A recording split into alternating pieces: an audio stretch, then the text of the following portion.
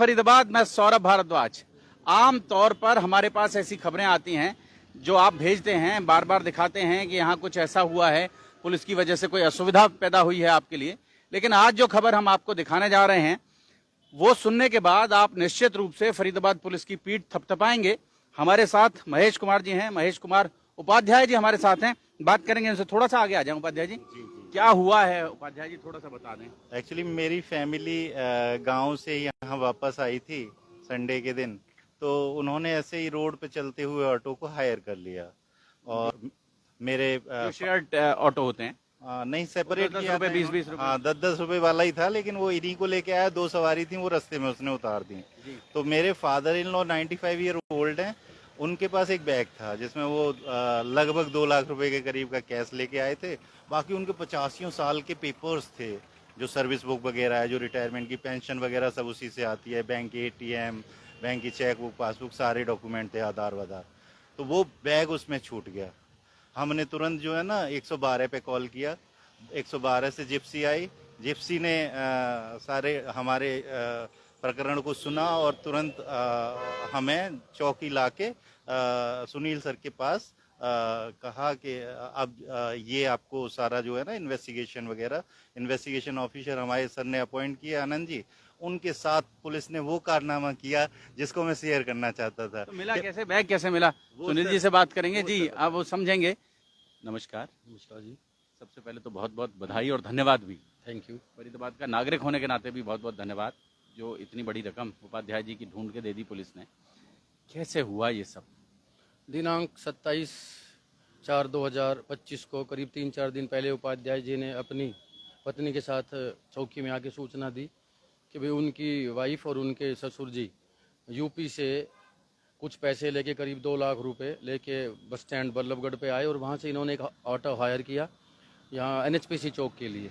वो ऑटो में बैठ के आए और वो उसमें कहीं ना कहीं इनकी ससुर जी की थोड़ी लापरवाही रही कि ऑटो में से उतर के चल दी और वो बैग गलती से इनसे ऑटो में ही छूट गया। लापरवाही भी कह लें, 95 साल की तो उम्र है उनकी। जी। हाँ, वो जल्दी में आनन फानन में नहीं मालूम हुआ उन्हें कि बैग छूट गया। घर पे आ गए।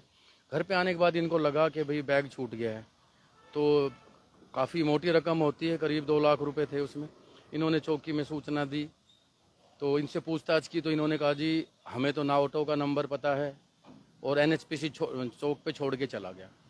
हमने पूछताछ की कि भाई ऑटो का कोई नंबर मिल जाए या आपने कोई उसकी पहचान हमें बताइए, या फिर कहीं पे आपने CNG या पेट्रोल डलवाया उसने ऑटो वाले ने। तो इन्होंने कहा कि हाँ जी बल्लभगढ़ से निकलते उन्होंने एक CNG पंप पे CNG डलवाई थी।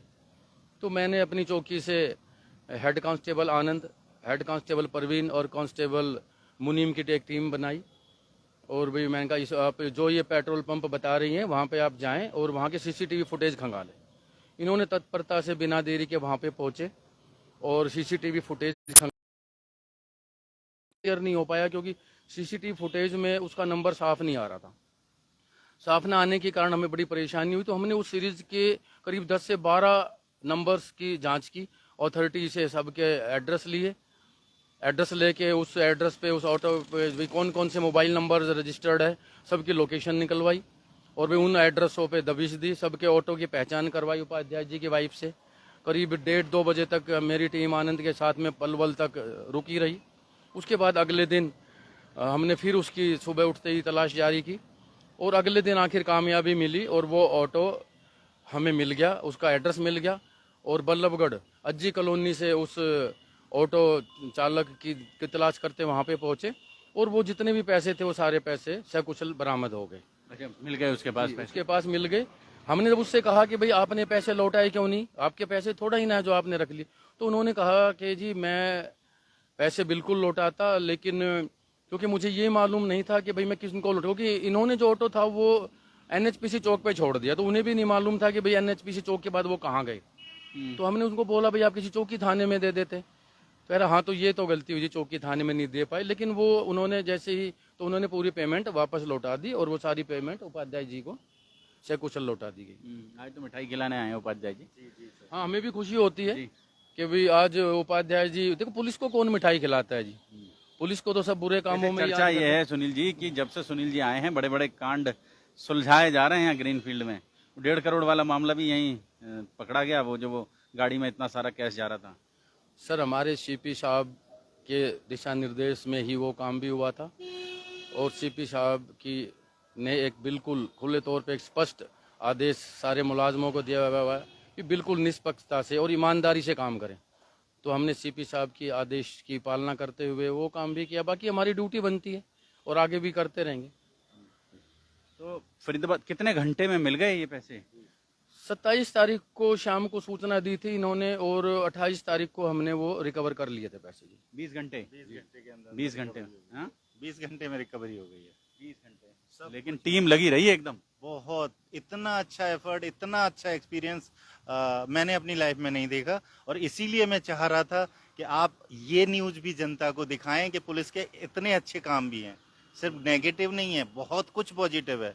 और इन सब एफर्ट की वजह से ही जो है ना, आज मेरे 95 साल के फादर इन लॉ की आंखों में खुशी और दोबारा से वो जज्बा आया है।